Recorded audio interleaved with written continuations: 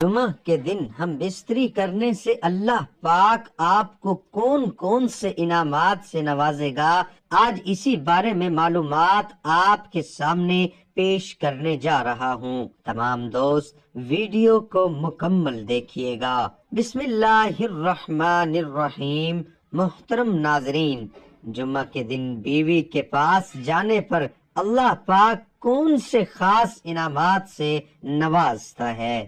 جمعہ کے دن غسل کرنا نبی پاک صلی اللہ علیہ وآلہ وسلم کی سنت ہے، جیسا کہ آپ کا فرمان ہے، جب تم میں سے کوئی جمعہ کے لیے آئے تو اسے چاہیے کہ غسل کرے۔ یہ حدیث متفق علیہ ہے۔ معلوم ہوا کہ جمعہ کی نماز میں شرکت کرنے والے ہر بالغ شخص پر غسل کرنا، صاف کپڑے پہننا اور خوشبو لگانا مستحب ہے، اور اس کے مستحب ہونے میں کوئی اختلاف نہیں۔ انہی میں سے ایک حدیث میں حضرت سلیمان فارسی رضی اللہ عنہ سے مروی ہے کہ انہوں نے کہا کہ نبی پاک صلی اللہ علیہ وآلہ وسلم نے ارشاد فرمایا، جو آدمی جمعہ کے دن غسل کرے جہاں تک ہو سکے صفائی و پاکیزگی کا خیال کرے، اور جو تیل خوشبو اس کے گھر میں میسر ہو وہ لگائے، پھر وہ گھر سے نماز کے لیے جائے اور مسجد میں پہنچ کر اس کی احتیاط کرے کہ جو آدمی پہلے سے ایک ساتھ بیٹھے ہوں ان کے بیچ میں نہ بیٹھے، یعنی جگہ تنگ نہ کرے، پھر نماز یعنی سنت و نوافل کی جتنی رکعتیں اس کے لیے مقرر ہوں پڑھے، پھر جب امام خطبہ دے تو توجہ خاموشی سے اس کو سنے تو اللہ تعالیٰ کی طرف سے اس جمعے اور دوسرے جمعے کے درمیان اس کی ساری خطائیں معاف کر دی جائیں گی۔ تو معلوم ہوا کہ جمعہ کے دن جہاں باقی اعمال کا درس ہے وہیں پر جمعے کے دن کا غسل کا بھی درس دیا گیا ہے۔ اسی لیے جمعہ کے غسل کو سنت کا درجہ دیا جاتا ہے اور بعض حضرات اس کو واجب کا درجہ دیتے ہیں۔ ایک معروف حدیث ہے کہ جو شخص جمعہ کے دن وضو کرے تو یہ کافی ہے، لیکن جو غسل کرے تو غسل افضل ہے۔ اسی طرح کی اور بھی احادیث آئی ہیں جن میں آپ نے غسل کا حکم دیا، اور جب حضرت عمر بن خطاب رضی اللہ عنہ کو بھی یہی بات سمجھ میں آئی کہ جب وہ جمعے کے دن خطبہ ارشاد فرما رہے تھے کہ اس دوران حضرت عثمان بن عفان رضی اللہ عنہ داخل ہوئے، تو حضرت عمر رضی اللہ عنہ نے اپنا خطبہ کاٹ کر حضرت عثمان رضی اللہ عنہ سے لیٹ آنے کا سبب پوچھا، تو انہوں نے فرمایا کہ میں نے اذان سنی اور فوراً وضو کر کے مسجد میں آ گیا۔ حضرت عمر رضی اللہ عنہ فرمانے لگے کہ صرف وضو، جبکہ میں نے تو رسول اللہ صلی اللہ علیہ وآلہ وسلم سے سنا ہے کہ جو شخص جمعے کی نماز کے لیے آئے وہ غسل کرے۔ اسی طرح سے حضرت عمر رضی اللہ عنہ کا تمام لوگوں کے سامنے حضرت عثمان رضی اللہ عنہ پر اس کا انکار کرنا یہی معلوم ہوتا ہے کہ جمعہ کے دن غسل فضیلت والے اعمال میں سے ہے کہ جن کے چھوڑنے پر گناہ نہیں ہوتا۔ اس ساری بحث کا مقصد یہ تھا کہ آپ کو جمعہ کے دن کی غسل کی اہمیت معلوم ہو جائے، اور معلوم یہ ہوا کہ جمعہ کے دن ثواب کی نیت سے غسل کیا جائے، اور چونکہ اس کی متعدد احادیث میں تاکید ہے اسی لیے اس کو سنت سمجھ کر کرنا چاہیے۔ یہ حکم تو عام ہوا جس میں شادی شدہ اور غیر شادی شدہ سبھی شامل ہیں۔ جمعے کا غسل جنابت ہی ہونا چاہیے۔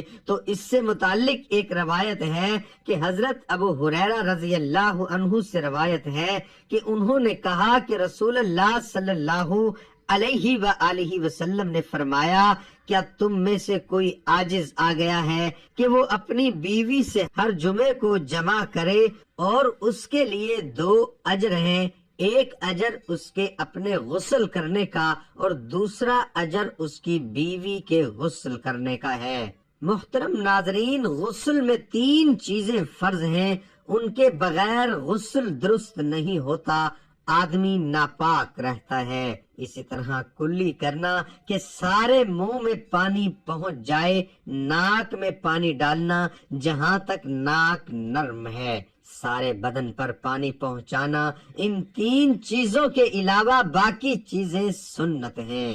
ان کے کرنے سے ثواب ملتا ہے، اور اگر نہ کرے تو بھی غسل ہو جاتا ہے، مگر سنت کے موافق نہیں ہوتا۔ غسل کرنے کا مسنون طریقہ درج ذیل ہے۔ غسل کرنے والے کو چاہیے کہ پہلے گٹوں تک دونوں ہاتھ دھوئے، پھر استنجے کی جگہ دھوئے۔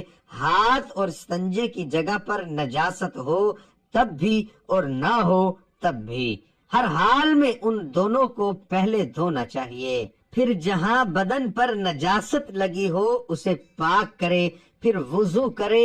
اگر کسی چوکی، سٹول یا پتھر پر بیٹھ کر غسل کر رہا ہے تو وضو کرتے وقت پیر بھی دھو لے، اور اگر ایسی جگہ ہے کہ پیر بھر جائیں گے اور غسل کے بعد پھر دھونے پڑیں گے تو سارا وضو کرے مگر پیر نہ دھوئے۔ وضو کے بعد 3 مرتبہ اپنے سر پر پانی ڈالے، پھر 3 مرتبہ داہنے سیدھے کندھے پر، اور پھر 3 بار بائیں الٹے کندھے پر پانی ڈالے، اسی طرح کہ سارے جسم پر پانی بہہ جائے۔ 1 مرتبہ پانی بہانے کے بعد پہلے سارے جسم پر اچھی طرح ہاتھ پھیر لے، پھر دوسری بار پانی بہائے تاکہ سب جگہ اچھی طرح پانی پہنچ جائے، کہیں سوکھا نہ رہے۔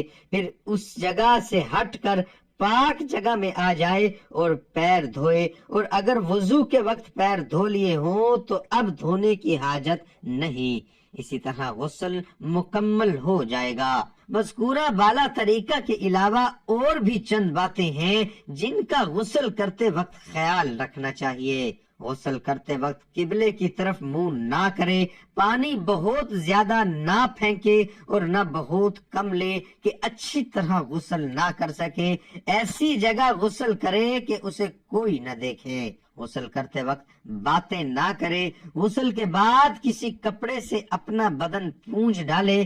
بدن ڈھکنے میں بہت جلدی کرے، یہاں تک کہ اگر وضو کرتے وقت پیر نہ دھوئے ہوں تو غسل کی جگہ سے ہٹ کر پہلے اپنا بدن ڈھکے، پھر دونوں پیر دھوئے۔ اگر تنہائی کی جگہ ہو جہاں کوئی نہ دیکھ پائے تو ننگے ہو کر نہانا بھی درست ہے، چاہے کھڑے ہو کر نہائے یا بیٹھ کر، لیکن بیٹھ کر نہانا بہتر ہے کیونکہ اس میں پردہ زیادہ ہے۔